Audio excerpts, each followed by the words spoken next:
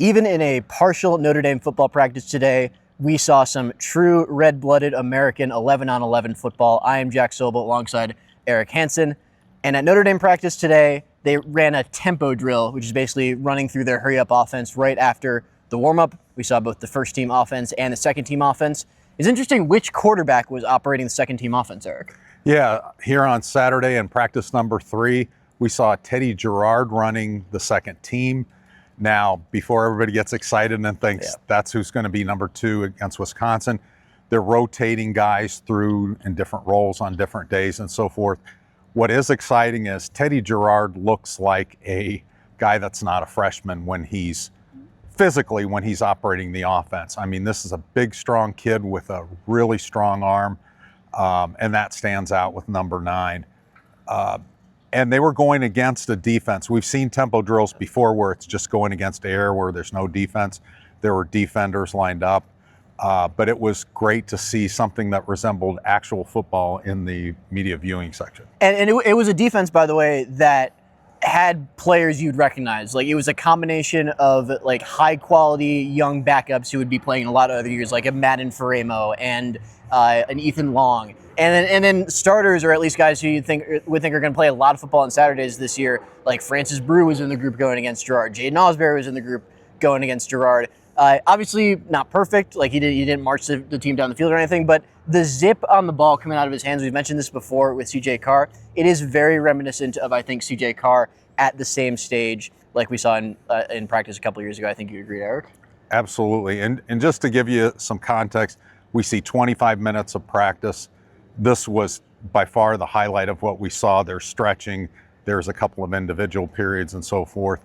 But you got to see on defense what was going on with some of the rotations. You saw some younger players mixed in, like Leonard Moore didn't run out there with the ones, for example.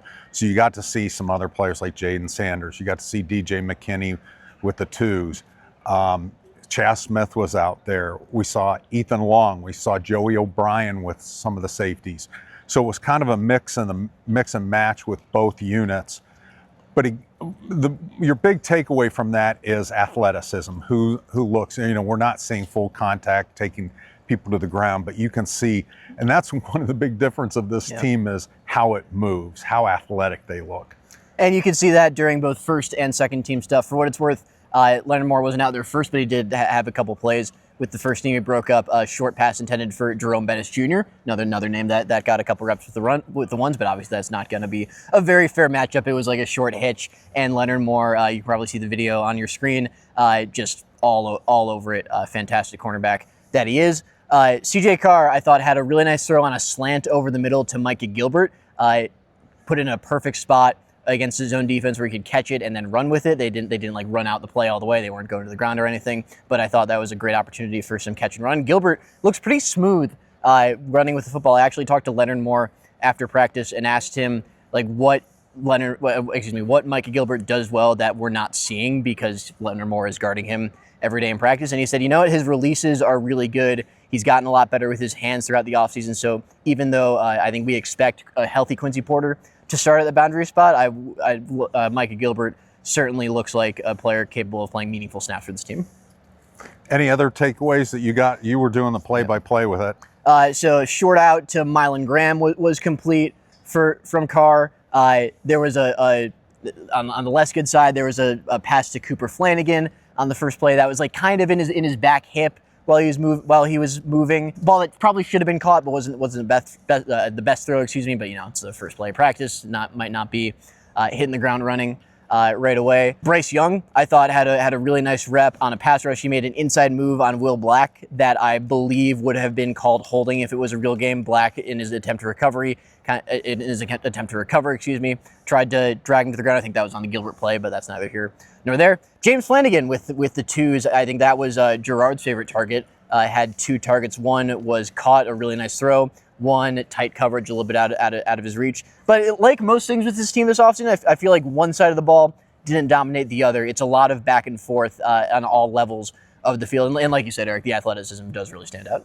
Right. After that, they did a kickoff return kind of drill. So they commandeered a lot of the linebackers and the defensive backs So I was following the defense today. I went and followed the defensive line. And as you have mentioned, with Charlie Partridge, the attention to detail is amazing. I've seen the drill where they strike the blocking sled and where guys just kind of go through the motions with that. It's kind of a period where they're taking off. Not with Charlie Partridge coaching.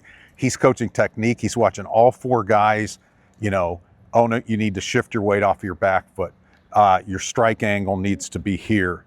It just was really, really interesting, and it ties back into what the players were saying in the spring about how much of a difference these little nuances are making in the big picture of their individual games. And he said during the spring, I think someone asked him, it was a really good question, I forget who it was, but... It's probably me. Probably Eric. But it was something along the lines of like, where does your passion for teaching come from? And he said basically like the feeling of like when you tell a guy to plant his right foot in a different spot or something, or strike his hands in a different spot, or increase or decrease of tempo or something small like that. And he does it, and then he kind of looks at you and smiles and sees the difference. Like that is the best feeling in the world for Charlie Partridge. And I just thought that perfectly encapsulates who he is as a position coach. And I think we've seen that throughout the first 3 days of fall camp.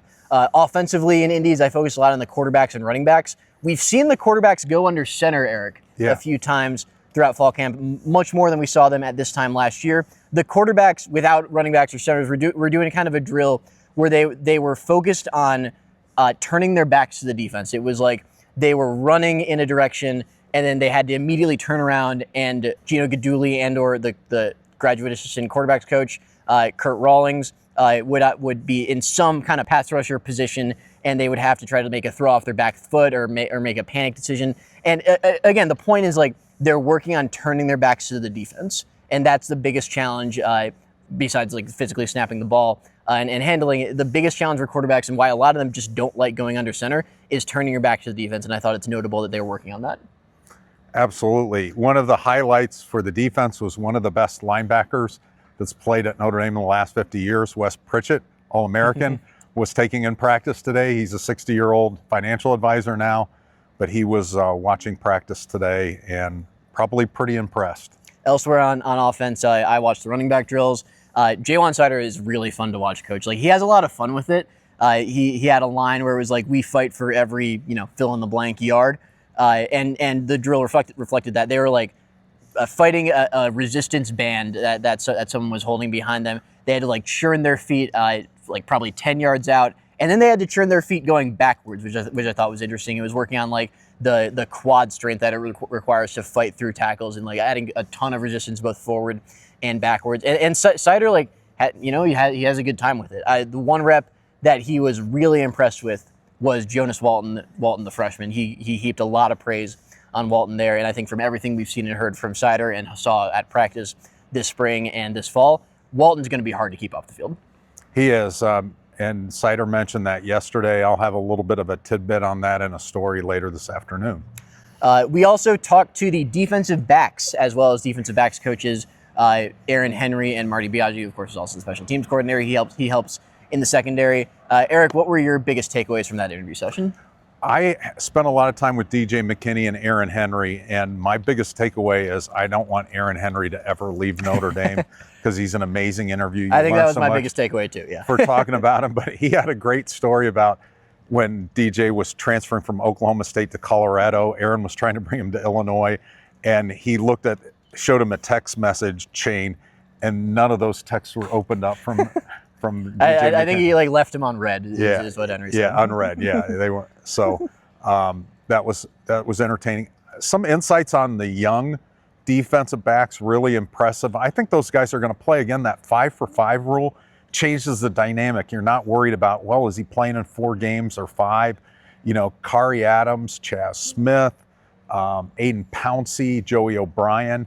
We're going to see those guys. I don't know how much, but you're going to see them. They're not.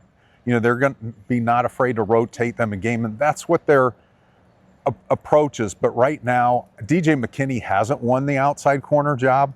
In the same breath, Aaron Henry says, I think he can be a high-round draft choice, and they know what kind of material's there. And one thing that we won't have time for because Mike will want us to cut off this video, I got a lot of interesting stuff interviews from Leonard Moore and how he's kind of experimenting with different techniques and coverages. That story will be on blueandgold.com probably shortly after this video is up, so check that out. And to read it, you have to subscribe. And what do you know? We are offering a 75% off subscription deal your first year, only $29.99. That is, again, we often say this is our best deal yet. This is actually our best deal yet to subscribe to blueandgold.com. Read Blue and Gold Illustrated, check out the Gold Standard, our history book, and stay tuned to this YouTube channel because we have a lot of practice coverage coming up. Like Eric said, we will see you on Wednesday.